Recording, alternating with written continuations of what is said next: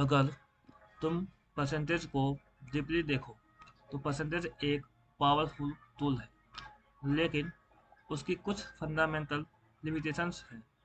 इसी वजह से परसेंटेज को कंप्लीट ट्रूथ नहीं माना जा सकता। लिमिटेशन नंबर 1, परसेंटेज बेस पर डिपेंड करती है। परसेंटेज खुद में कुछ नहीं बताती।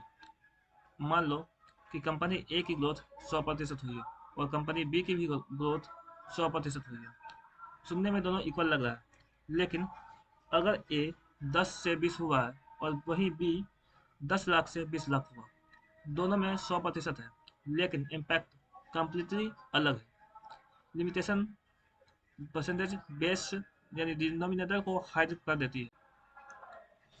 परसेंटेज स्केल की इंफॉर्मेशन छुपा देती है। मान लो 50% लॉस हुआ है तुम्हें और 50% गेन भी हुआ है, लेकिन दोनों इक्वल नहीं होगा। जैसे 100 रुपये में 50% लॉस होने पे 50 रुपया हुआ।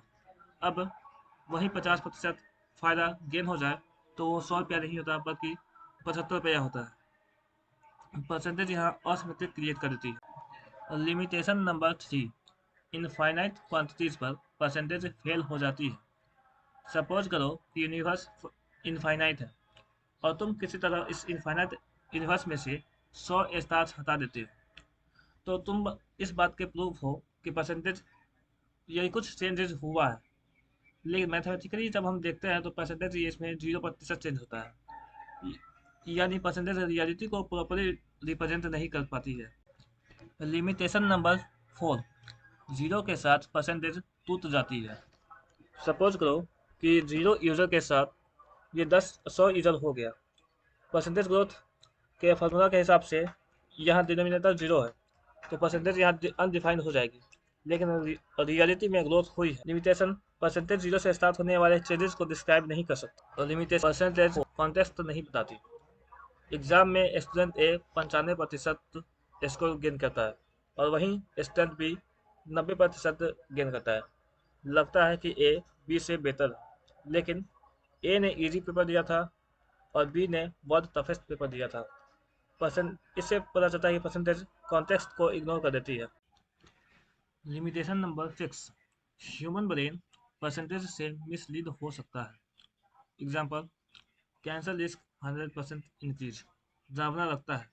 रियलिटी कि 1000 में 1 से 1000 में 2 हो गया है। एक्चुअल इंक्रीज सिर्फ 0.1% हुई है।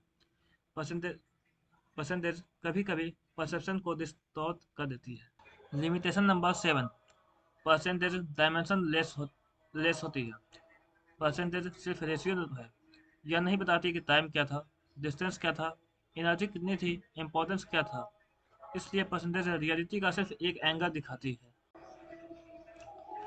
सबसे डीप लिमिटेशन, परसेंटेज इम्प्लिसिटी एज्यूम करती है कि टोटल 100 है, लेकिन रियलिटी में बहुत चीज़ें ऐसी हैं जहां टोटल डिफाइन ही नहीं होता, जैसे infinity, consciousness, knowledge, universe.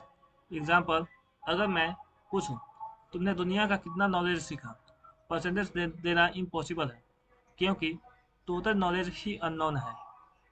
Mathematical conclusion, अगर मुझे परसेंटेज में बताना है कि परसेंटेज कितनी कंप्लीट है, डेली लाइफ कैलकुलेशन के लिए 95% यूजफुल है, साइंटिफिक एनालिसिस के लिए 80% यूजफुल है, इनफाइनाइट सिस्टम के लिए 20% यूजफुल है, और रियलिटी को फुल्ली डिस्क्राइब करने के लिए 0% कंप्लीट है।